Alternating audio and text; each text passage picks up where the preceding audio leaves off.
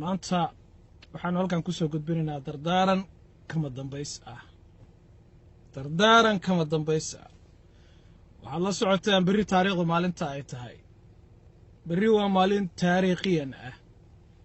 ciddii la raba ha la doorto, laakiin waxaa dhab ah berri inay tahay maalin ummadda Soomaaliyeed ay xusi doonto, taariikhdeedana qayb ka mid ah noqon doonto. marka ugu horeyso waxaan doonayaa in idin la wadaago xog muhiim ah. xogtaa waxaan la wadaagayaa walaalahayga maanta ummadda Soomaaliyeed isha gaarka ay ku hayso waa baarlamaanka, waa dardaaran, waa kama dambays. berri waxaad qaladaan, waxaad ogaataan taariikhda ummadda Soomaaliyeed inay gelayso, waxaad ogaataan nafsadiina wax la idin kula xisaabtamo aad berri ama isku eedaan ama isku ammaantaan inay noqon doonto. xogta marka aan doonayo walaalayaal inaan idin la wadaago, berri dagaalka doorashada Soomaaliya waa dagaal cad oo u dhaxeeya Soomaaliya iyo Itoobiya. cidii arrintaas tuhun iyo maxaa la yiraahdaa laalaab iyo madax adeeg ay kaga jirto waa noo cadaynaynaa. berri doorashada dhacaysa waxay u dhaxaysaa ummadda Soomaaliyeed masiirkeeda iyo inaan xubin ka mid ah noqono Itoobiya. waa labada un bay tagaysaa. xogta aanu helayno waxaa ka mid ah berri waxaa dhacaysa doorashadii sida aad la socotaan. Itoobiya bareeraheeda waa cadaysatay dagaal cad oo kafool oo qaawan ayay ku haysaa doorashada.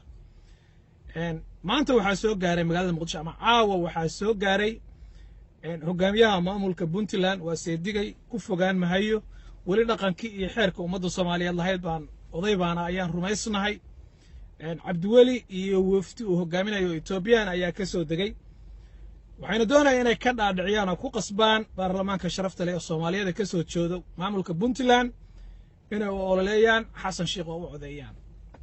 Xasan Sheikh waa loo codeyn karaa, waa wiil Soomaaliyeed haddii uu Soomaali yahay. ceebo ma arka in loo codeeyo Xasan Sheikh. waxa asagoo qalday haddana waa Soomaali baan dhihi karnaa, laakiin hadda waay Itoobiya ay xoog ugu haysaa u leedahay haddaan loo codeyn baarlamaanka waa dilaynaa.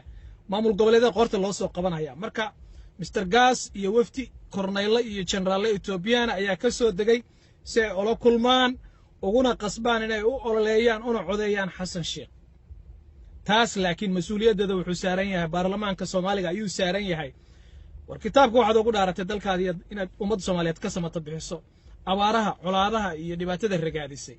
haddii aad sidaa yeesho waxaad ogaataa taariikhda ummadda Soomaaliyeed Soomaaliya god kuma dhici doon. dad badan baa rumaysan mustaqbalka Soomaaliya inay berri god madow galayso haddii sidaa la yeeli waayo, laakiin waxaan rumaysnahay midnimada ummadda Soomaaliyeed oo dhab ah ayaa muuqato. baarlamaanka hore u muujiyeen, shacabka Soomaaliyeedna waa dareensan arrinta iyada ah. u dulqaadan mayna mana dhici doonto. okay, ma keligii baa marka hadda ma aha dhammaan maamul goboleedyada ee Itoobiya soo wadaa. waxaa ku soo xigo maamulka Koonfur Galbeed iyo Shariif ayaa ku soo xigo. waxaa ku soo xigo ayagana caawa ilaa berri ma imaan doona, caawa ayagana imaan doona haddaynaba hadda joogin maamulka Jubbaland. dhammaan maamuladaas waxay u kambeyn garaynayaan oo Itoobiya qoorta u soo qabatay inay u ololeeyaan Xasan Sheikh. Itoobiya maxaa ka galay Xasan Sheikh?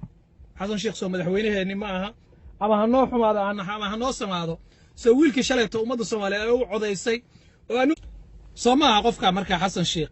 sababta maanta Itoobiya ay u wada u leedahay haddaan loo codeynsaana yeelaynaa maxaa jiro? ma Itoobiyaan buu noqda. Xasan Sheikh waa nin islaam sidaan ku aqaano qof ahaan, waa wiil Soomaaliyeed, laakiin waxa weeye wuu u jaba. waxaan isticmaalahayaa erey baan isticmaalahayaa. cadowgaada mararka qaarkood xogtaada wuu hayaa.